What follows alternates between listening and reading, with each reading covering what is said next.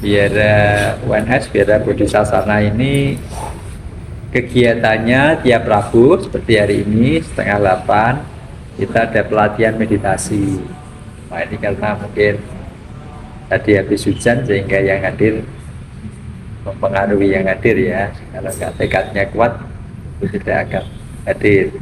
Terus kemudian hari Minggu juga ada pelatihan meditasi Minggu pagi jam 6:15 sampai 6:45. Selain meditasi kita ada kegiatan diskusi Dharma. Biasanya pakai judul Omon-Omon Dharma yang membahas berbagai topik sekitar agama Buddha tentunya ya, yang rutin diadakan sebulan sekali. Selain itu biara ini dipakai oleh Kasogatan, kawan-kawan Kasogatan untuk puja atau kebaktian di hari Jumat, dan juga dipakai anak-anak IKMAP, Ikatan Mahasiswa Buddhis UNS, ketuanya Marvela tahun ini untuk berkegiatan. Nanti kegiatannya tanya ke Marvela ya. Terus kemudian di belakang ada ruangan juga dipakai kantor oleh kantor sekretariat Permabudi Surakarta. Permabudi itu Persatuan Umat Buddha Indonesia cabang Surakarta, kantornya ikut di biara ini, ada ruangan di belakang, nanti bisa ditengok, boleh difoto juga. Itulah kegiatan-kegiatan yang rutin diadakan ya. Tentu kalau ada perayaan Hari Besar Agama Buddha utamanya Waisak juga akan ada acara di sini, atau juga acara tertentu ya, momen-momen tertentu seperti kegiatan Abaya Dana atau function, yaitu melepas hewan-hewan yang terancam kehidupannya, yang menderita, mungkin burung, apakah mungkin lele, ikan yang siap dikonsumsi, atau mungkin jangkrik yang siap dikonsumsi ikan ke burung, kayak ikan arwana, itu yang kita beli, kita lepaskan ke alam bebas. Kebetulan di sini ini kan habitatnya mungkin cocok, sehingga ketika kita lepas mereka juga tidak kemudian ditangkap oleh mungkin orang-orang yang mengepul burung-burung dan sebagainya. Itu kira-kira kegiatan kita secara garis besar. Kalau masukan ke pihak universitas tentu juga kita ada grup yang namanya Komplek Benteng Pancasila. Benteng Pancasila ini ya termasuk biara, masjid, benteng Konghucu, gereja, pura. Nah, itu ada grupnya yang dinamakan sebagai Benteng Pancasila. Tentu ya saling bertukar pendapat, sumbang saran, umpama ada usulan untuk mengadakan atau menjadikan Komplek Benteng Pancasila sebagai ikon moderasi beragama Kota Surakarta, yang barusan kita pikirkan bersama, antara usulan dari Kepala Kemenak ya, Pak Kulin Kota Surakarta, yang sempat bertemu, sempat punya ide untuk menjadikan Komplek Benteng Pancasila sebagai ikon moderasi beragama Kota Surakarta. Tapi ini baru gagasan awal, mungkin nanti akan ditindaklanjuti, semoga bisa terwujud. Tapi itu salah satu contoh bagaimana kami ini, tempat-tempat ibadah yang ada di Komplek Benteng Pancasila, bisa saling memberikan masukan, saling bekerja sama, atau memberi masukan ke pihak universitas tentang kegiatan-kegiatan atau apapun yang positif Dan di komplek ini saling mendukung ya, umpamanya di sini ada kegiatan membutuhkan kursi atau mungkin perangkat proyektor yang kita tidak punya, bisa disupport dari teman-teman masjid seperti itu ya. Fasilitasnya tersedia dan komplit di sana. Itu kira-kira yang mengenai kegiatan dan peranan wihara berkaitan dengan keberadaan kita di kampus ini. Kalau pengurus, ya pengurus kebetulan ketua pengurusnya saya, terus kemudian ada wakilnya Bapak Doni Hadi Santoso. Kalau saya ya, nama saya adalah Jaya Silo Lilik Suryono, ya kan, Lilik Suryani. Terus kemudian tidak apa-apa. Terus kemudian wakilnya Bapak Doni Hadi Santoso, dan sekretaris, dan bendaharanya adalah Ibu Nawa atau Ibu Aditya, sekretarisnya Saudari Lovi ya. Kemudian ada seksi-seksi ya, seksi pengadaan atau menata altar ya, juga seperti itu ya. Tapi tentu bukan organisasi yang gemuk, kita hanya ringkas saja karena memang tempat ibadah yang kecil dengan umat yang minoritas yang sedikit, ya organisasi kita simpel dan sederhana. Kira-kira itu, apalagi yang mungkin belum terjawab. Begini Bapak, tadi kan untuk struktur organisasi itu kan mungkin dari ikatan umat Buddha di Solo gitu kan Bapak, yang tadi yang disebutkan itu tadi. Nah, apakah bukan. Oh, Ini pengurus wihara. Pengurus wihara UNS. Berarti Ya. itu termasuk dosen, ada dosen UNS juga atau dari Tidak ada ya. Jadi kalau saya dulu memang mengajar di sini, tapi tidak pernah sebagai dosen profesional agama Buddha ya. Dan berlanjut sampai sekarang masih diminta oleh universitas sebagai pembina Ikatan Mahasiswa Buddhis UNS IKMAP. Sekaligus karena tidak ada yang mengurus, saya mengurus wihara dan mengajak kawan-kawan yang sekiranya mau berbakti untuk mengurus wihara itu. Kalau boleh tahu, kalau Bapak ini kan sebelumnya jadi dosen untuk spesialisasi mata kuliah agama Buddha, itu dari tahun kapan sampai tahun kapan? Tahunnya tahun berapa ya? Ya sekitar 2011 ya, 2011 sampai ya mungkin 10 tahunan ya, 2011 sampai 2020, 2021 mungkin ya. Ya. Gitu. Berarti Bapak mulai ikut mengurusi vihara ini dari 2021 itu atau bagaimana? 2011. 2011. Ya. Tapi IKMAP yang mengurus menjadi pembina IKMAP dari 2021. Iya, sejak mengajar jadi pengurus IKMAP. Jadi pembina IKMAP. Jadi pembina IKMAP. Ya.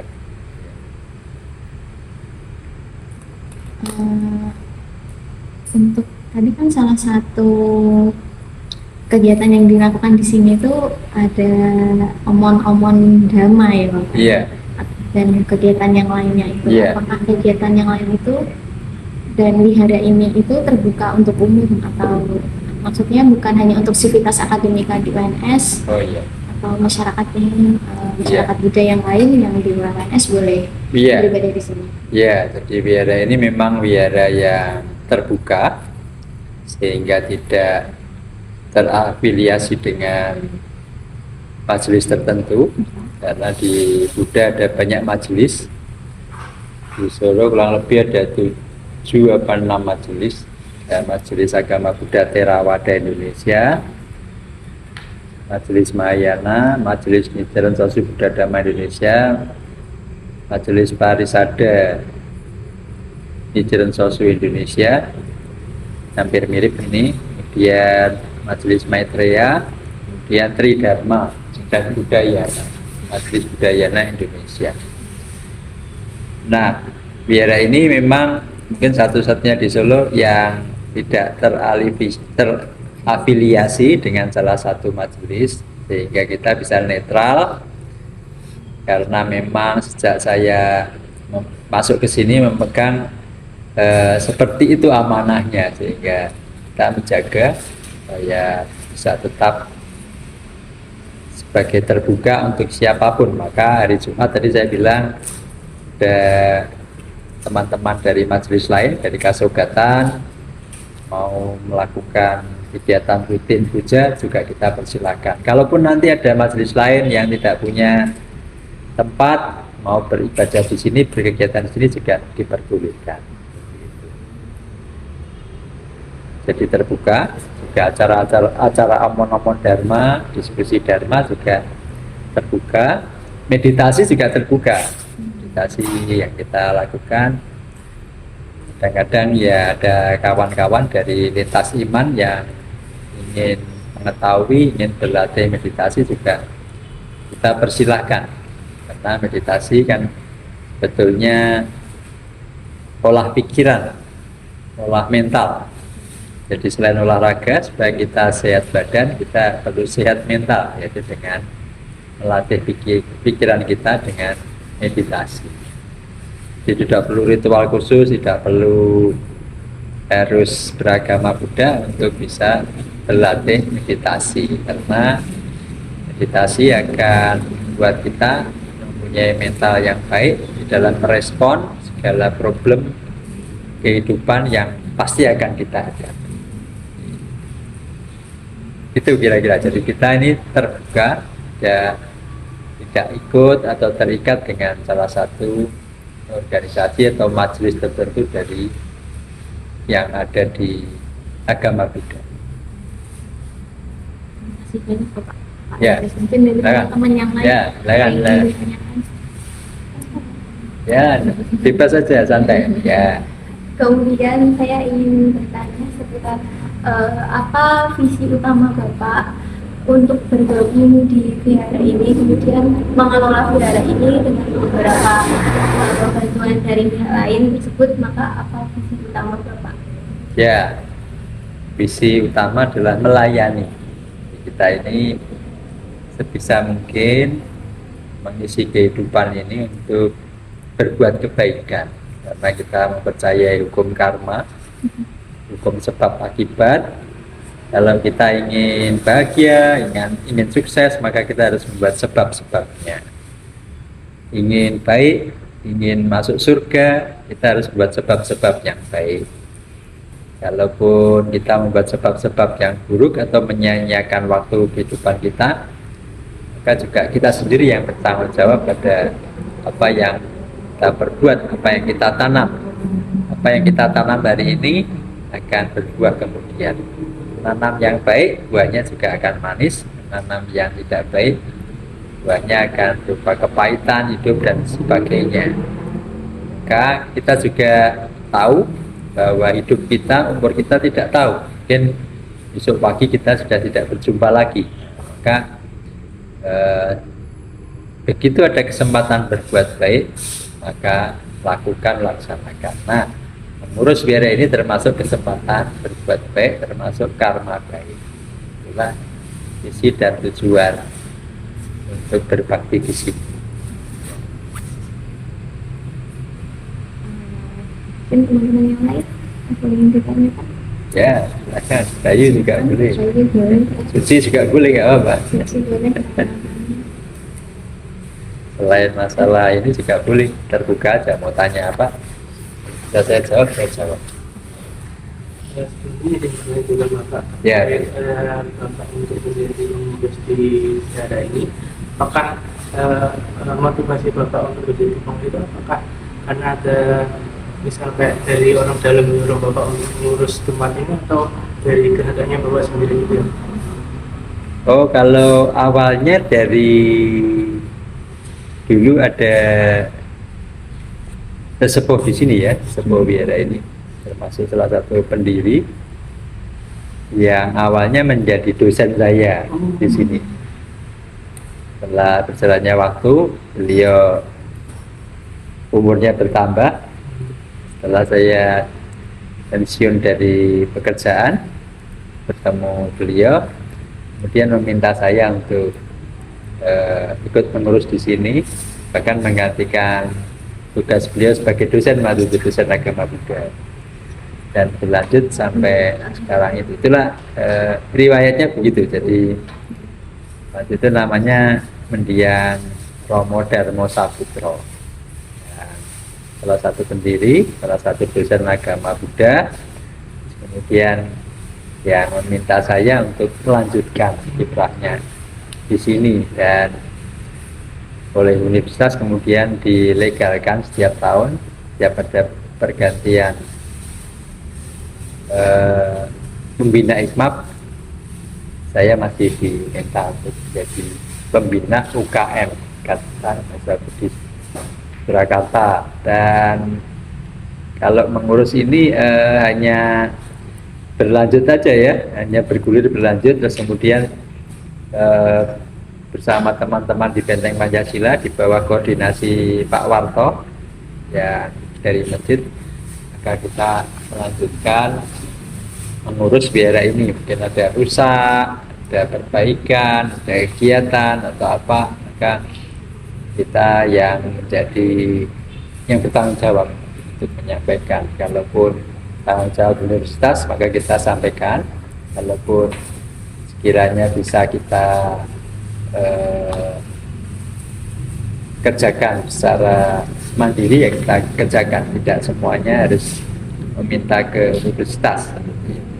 Kegiatan-kegiatan yang operasional rutin kita mandiri, pakai dana, pakai istilahnya tidak minta universitas, kecuali ada renovasi, ada pembangunan, nah ajukan ke universitas. Itu Bayu, apalagi ya dia? Terkait tadi Bapak kayak pengelolaan ini, pengelolaan wihara ini, kemudian mungkin aktivitas-aktivitas dalam wihara ini atau yang dilakukan oleh teman-teman IKMAP gitu, untuk sumber dananya berarti berasal dari pribadi dan dari universitas. Nah, kalau yang dari universitas itu apakah dari universitas itu sudah mengucurkan atau sudah mengalokasikan dana sendiri untuk vihara ini, atau ketika vihara ini sedang membutuhkan dana dan mengajukannya ke universitas baru dikasih, baru diturunkan? Oh ya, berkaitan dengan dana hanya turun ke IKMAP, Ikatan Mahasiswa Buddhis Surakarta, sebagai UKM mengajukan pada pihak universitas, ajukan proposal permohonan, bila disetujui mereka akan mendapatkan. Kalau untuk kepengurusan wihara tidak ada alokasi dana dari universitas ya, kecuali memang ada pengajuan utamanya, ada umpamanya kemarin renovasi atau perbaikan, maka kita baru mengajukan ke universitas dan universitas akan menindaklanjuti. Jadi tidak ada dana khusus dari universitas untuk operasional wihara, itu tidak ada. Bersih-bersih, kebersihan sudah ada petugas dari universitas, dari CP yang ditunjuk oleh universitas. Bapak, izin bertanya. Ya. Ini kan sempat membahas soal kepengurusan itu ya. Itu jumlah totalnya sendiri berapa? Oh, pengurus cuma sedikit kita ya, pengurus kecil kan ini ya, cuma ketua satu, wakil ketua satu, bendahara, sekretaris, sama satu seksi lima orang ya, ketua, wakil, sekretaris, bendahara, satu seksi, 5 orang aja. 5 orang.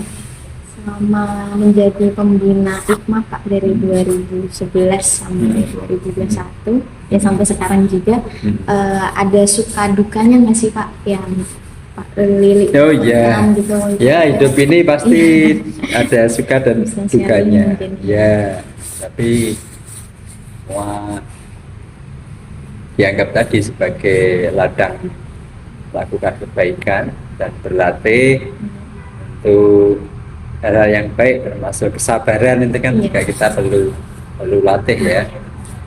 Dan ya pasti ada suka dan duka, tapi nyatanya juga sampai saat ini juga kita masih bisa melakoni sepanjang fisik kita, kondisi kita masih memungkinkan, maka kita tetap semangat untuk mengurus biara ini. Jadi contoh ini hujan deras, ada banyak yang menyarankan dari keluarga, dari beberapa teman libur. Nah, kalau saya selalu konsisten dan optimis. Tadi kan hujannya mungkin jam 5 atau jam 6, saya bilang bahwa masih 1-2 jam. Semoga nanti tepat waktunya hujan akan udah. Jadi jangan gampang, istilahnya kita ini tergantung pada kondisi di luar diri kita. Meditasi juga begitu, hari Minggu pagi mau saya sendiri, mau ada yang datang, mau enggak, saya konsisten untuk melakukan meditasi itu sendiri, karena itu baik buat diri sendiri. Selain ada yang datang, ya baik buat orang yang datang. Jadi berusahalah untuk konsisten, menjaga konsistensi, terutama konsisten berbuat baik. Kalau berbuat buruk tidak usah konsisten, nggak apa-apa. Ya ada suka duka pasti ada. Setiap pengurus kepengurusan IKMAP, anak-anak mahasiswa, tiap periode pasti juga akan berbeda-beda dinamikanya.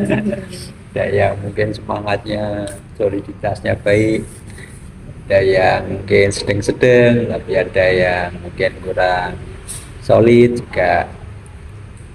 Yaitu kita alami sebagai satu proses dinamika yang alamiah.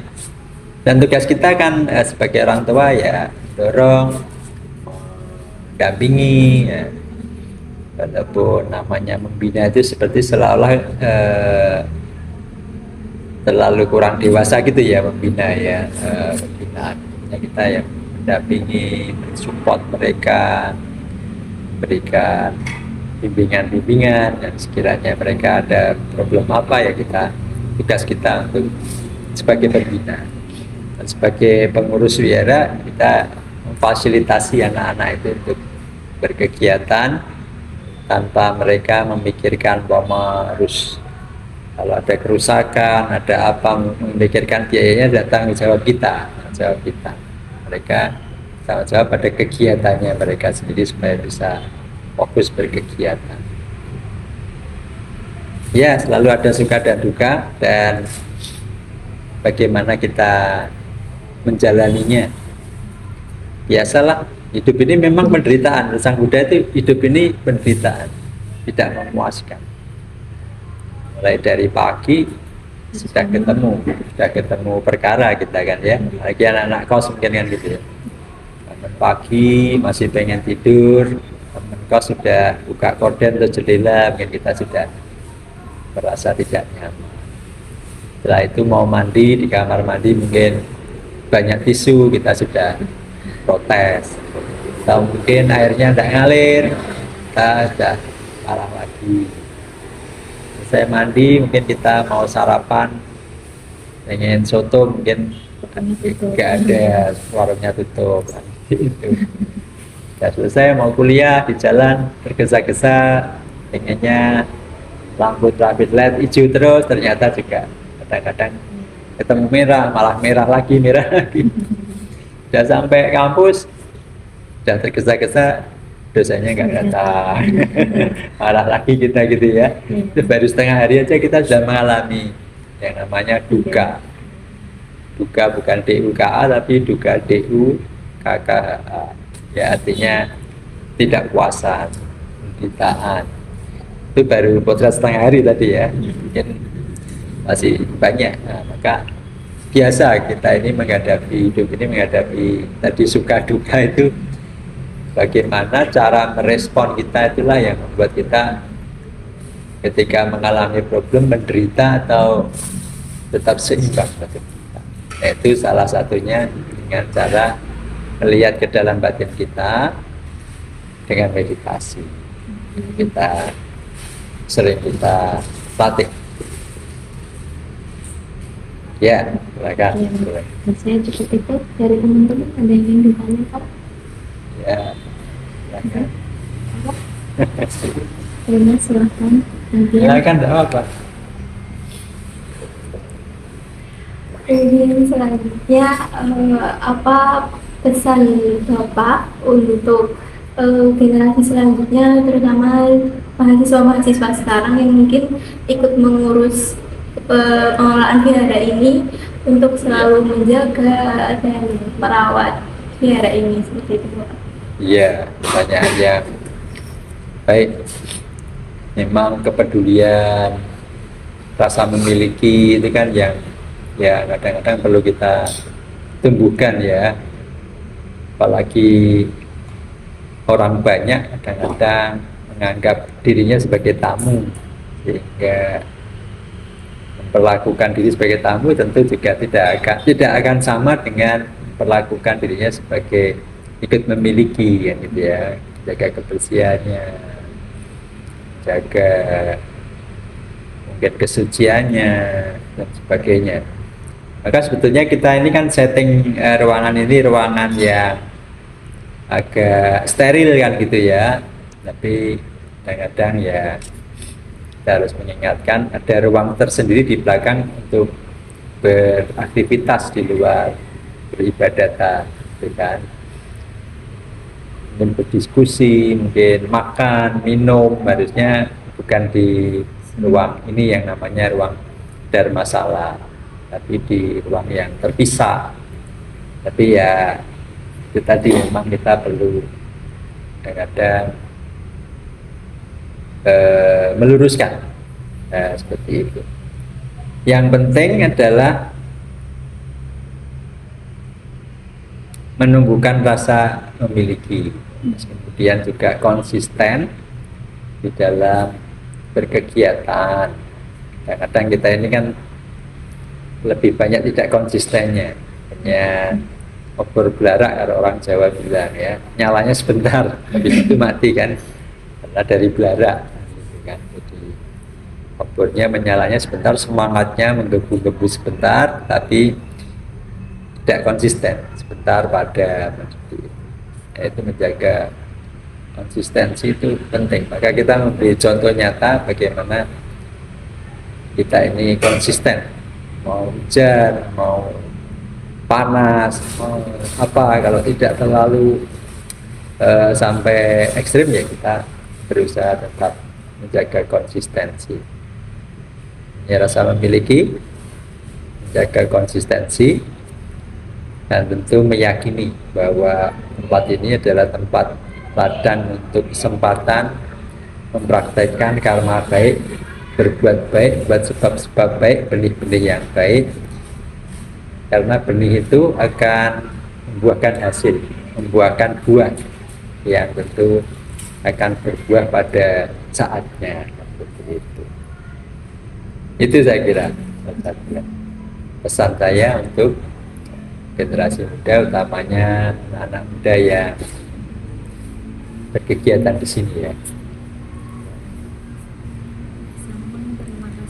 Oke, selamat siang Kak. Siang. Perkenalkan, nama gue Nur Laila Fadila, bisa dipanggil Fat.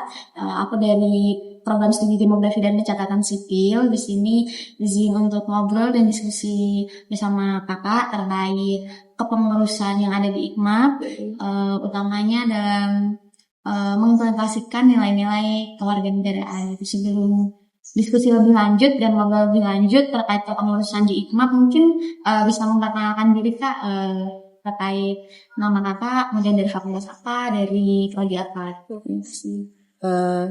Nama aku Marvela, Ya. aku dari Prodi Ilmu Komunikasi, Fakultas Ilmu Sosial Ilmu Politik, angkatan 2023. Di sini aku sebagai pengurus Ikatan Mahasiswa Buddhis UNS, atau biasa disingkat IKMAP gitu. IKMAP sendiri itu adalah organisasi yang memadahi mahasiswa yang beragama Buddha di lingkungan UNS dalam jenjang S1 sama D3 atau D4 aja sebenarnya. Tapi untuk pengurusan sendiri, anggota-anggotanya sendiri itu yang aktif itu bisa dari S2, S3. Untuk pengurusnya itu dari S1 kalau enggak D3 atau D4.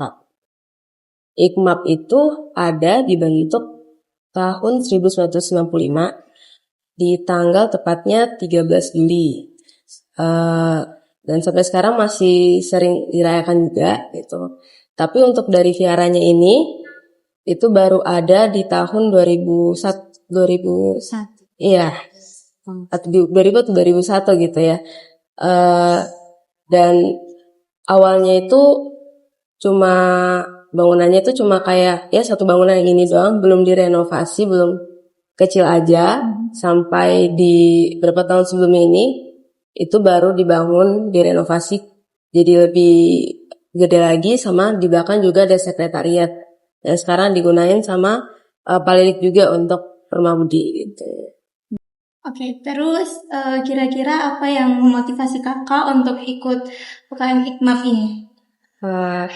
Sebenarnya untuk semua anggota mahasiswa yang agama Buddha itu langsung otomatis masuk ke IKMAP karena kita lebih bukan UKM yang mau banyak anggota kayak lewat promosi gitu, tapi lebih ke arah bikin komunitas keluarga aja gitu. Jadinya semua yang baru masuk dari angkatan berapapun nanti bakal didata dan semuanya bakal masuk jadi anggota IKMAP gitu. Jadinya dan aku sendiri pun kenal sama IKMAP itu dari awal masuk 2023 itu langsung menghubungi dari kakak yang mengurus di IKMAP-nya, habis itu langsung diajak untuk jadi anggota. Tapi untuk anggota pengurus resminya itu baru disahkan itu di akhir tahun 2023, kayak bulan Desember 2023 nih gitu. Nah dari situ aku udah jadi anggota IKMAP, jadi pengurusnya lah gitu. Sepanjang 2023 sampai 2025 ini. Oh, berarti sudah berapa periode kakak join Hikmah ini kira-kira? Terhitung berarti ada 2 periode ya, periode 2024 sama periode 2025 ini. Oh, terus berarti di pergantian kepengurusan nanti di akhir tahun 2024-25 atau Iya, akhir tahun ajaran baru? akhir tahun 2025 ini gitu. Oke, selanjutnya itu tentang kepengurusan Hikmah. Kayak opreknya itu gimana ya kak? Karena semua anggotanya itu udah langsung masuk, jadinya oprek itu nggak ada. Tapi untuk pemilihan ketuanya sendiri itu biasa dilaksanain bersamaan dengan kan biasa di akhir kepengurusan kita ada mengadakan laporan pertanggungjawaban gitu. Habis itu, nah setelah itu adalah sesi untuk memilih anggota ketua baru gitu. Nah di situ bisa lewat pengajuan diri atau nanti kita musyawarah bareng menentukan siapa nih yang pantas atau cocok layak jadi ketua IKMAP yang baru. Untuk anggotanya sendiri itu nanti dipilih lagi sama ketua tersebut yang udah jadi ketua gitu kan. Bisa lewat tanyain ke masing-masing pengurusnya berkenannya cocoknya di divisi apa, atau enggak kalau misalnya mungkin kan ada divisi-divisi favorit ya yang kayak banyak nih yang mau masuk sini tapi divisi lain kan juga butuh pengurusnya gitu kan. Nah di situ bisa kita diskusiin lagi minta kesediaannya untuk masuk ke divisi tertentu gitu.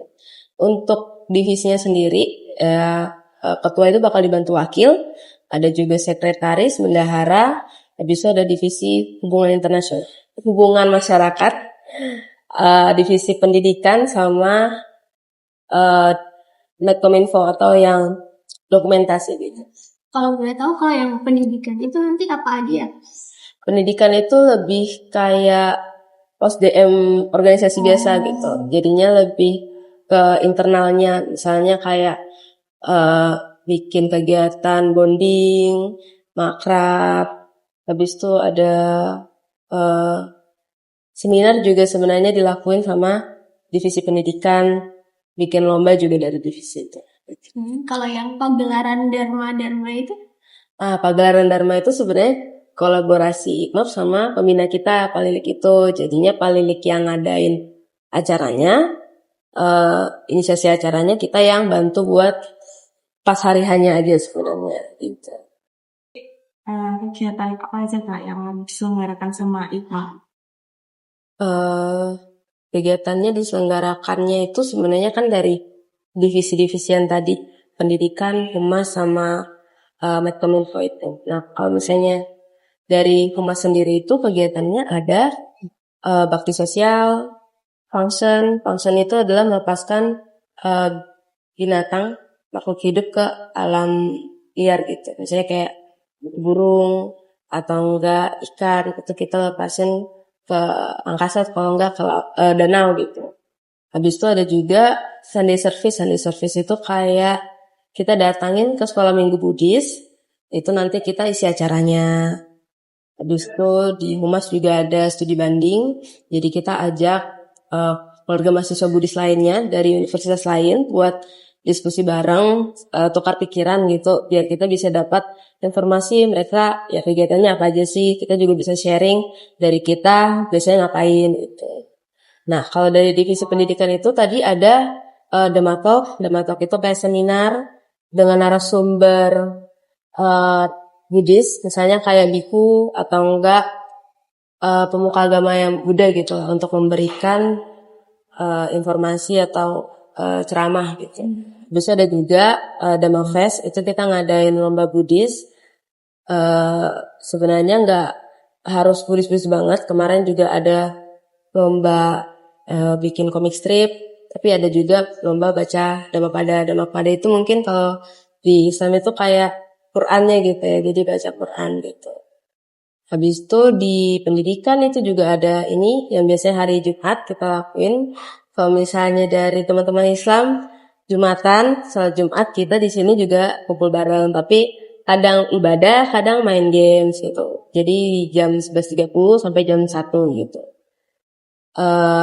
Habis itu untuk program-program kecil lainnya mungkin kita juga ikut ngerayain kelulusan alumni, ada juga ngerayain ulang tahun teman-teman anggota kayak gitu.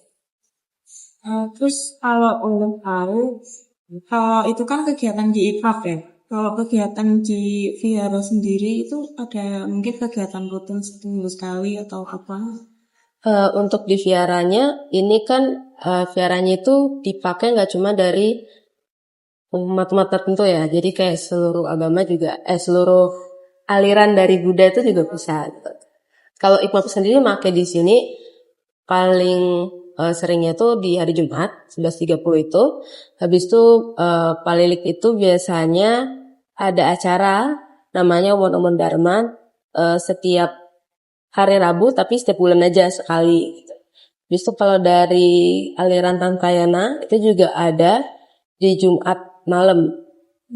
Nah, selain itu juga ada kegiatan meditasi di Minggu pagi jam 6 sampai 6.30 gitu.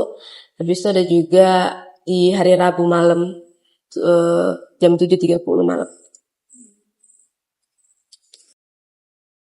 Sebenarnya izin bertanya Kak terkait kan tadi juga kata Kak Marvela kan sudah beberapa tahun menjadi pengurus IPMA. Nah itu mungkin sudah Kakak selama menjadi pengurus itu apa ya kalau boleh tahu? Sukanya itu kalau jadi pengurus IPMAP itu ada banyak ya kayak karena sebenarnya kita minoritas di sini jadinya ketemu sama teman-teman yang satu agama itu kayak sangat berharga gitu, karena ya kita bisa bareng-bareng, kita bisa ngobrol bareng mungkin dengan lebih luas gitu, lebih akrab gitu kan. Dan dari kegiatan-kegiatan IPAP-nya sendiri itu juga seru gitu, kayak banyak kita bisa apa ya sesama Buddhis ngelakuin hal-hal kebajikan bareng kayak gitu. Itu kan kayak jadi nambah bonding antar sesama, sebenarnya juga rasanya lebih dekat lagi gitu, dan juga memupuk hal baik gitu. Untuk dukanya itu sendiri mungkin terkadang itu karena kita juga dikit di angkatan ini sebenarnya agak jarang kita buat kumpul gitu. Itu yang mungkin tiba-tiba agak jauh, beda ya sama angkatan aku dulu misalnya gitu, karena dulu bisa lebih akrab, bisa ngerjain program kerja bareng-bareng, tapi kalau sekarang kadang ada kadang enggaknya gitu. Jadi teman-teman angkatan bawahnya aku gitu. Itu sih dukanya, kayak lebih berekspektasi pengen rame lagi nih. Kemudian sama untuk harapan kakak untuk periode selanjutnya ke pengurus itu kayak gimana kak, untuk harapan kakak sebagai menjadi ketua yang tahun ini? Aku harap untuk pengurusan selanjutnya itu bisa kembali menggerakkan lah, nggak cuma kelihatan dari luarnya IKMAP aktif, tapi memang dari dalamnya sendiri itu IKMAP punya banyak kegiatan bareng, bisa kumpul barengnya tuh yang dikuatkan lagi. Kita pengen tahu terkait altar yang ada di sini, di Vihara Bodhisasana. Mungkin bisa diceritakan lebih lanjut di sini ada apa aja, kemudian mungkin fungsi atau tujuannya itu untuk apa, begitu. Oke, ya ini altar vihara. Itu sebenarnya ada beberapa barang ya, hal komponen yang harus ada gitu. Misalnya adalah rupang Budanya. Rupang Buddha, bunga, habis itu air, dupa, sama lilin. Nah, kalau rupang Budanya sendiri itu untuk berfungsinya tuh memaknai kita umat Buddha itu menghormat kepada guru agung. Jadinya sebagai perwujudan gitu. Kalau misalnya kita lagi berdoa, kita seperti sedang tunduklah hormat kepada guru agung yang memberikan kita ajaran-ajaran baik gitu. Habis itu ada bunga. Bunga ini melambangkan karena bunga itu bakal layu ya. Jadi itu melambangkan kalau kehidupan ini nggak kekal. Kita pun akan sakit, tua, dan mati gitu. Untuk introspeksi diri gitu lah, evaluasi diri kayak gitu. Habis itu ada lilin. Lilin itu melambangkan penerangan seperti ajaran Sang Buddha, Dhamma itu yang diharapkannya dapat membawa penerangan atau membawa kita untuk menjadi orang yang lebih baik lagi. Habis itu ada dupa. Dupa itu kan kalau misalnya dibakar, itu kan bakal kasih aroma gitu kan. Itu kayak ya Dhamma itu dan tindakan kita kalau misalnya kita melakukan perbuatan baik itu akan dilihat juga oleh orang, akan terlihat juga oleh orang. Dan kalau kita misalnya melakukan perbuatan buruk kan tampaknya jadi gak baik ya. Jadi supaya kita bisa selalu sadar terhadap tindakan kita sendiri.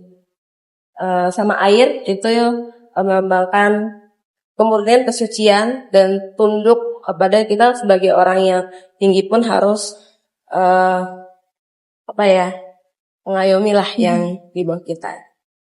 Untuk terkait bunga sendiri Kak, ini tuh ada kayak khusus bunga apa gitu? Harus bunga apa atau boleh bunga apapun, jenis apapun begitu? Sebenarnya boleh bunga apapun sih, tapi mungkin yang paling sering ada di altar itu bunga sedap malam gitu. Tapi aku Oke, untuk ini Kak, aku penasaran buat yang ini nih. Ini kira-kira namanya apa dan kemudian fungsinya apa?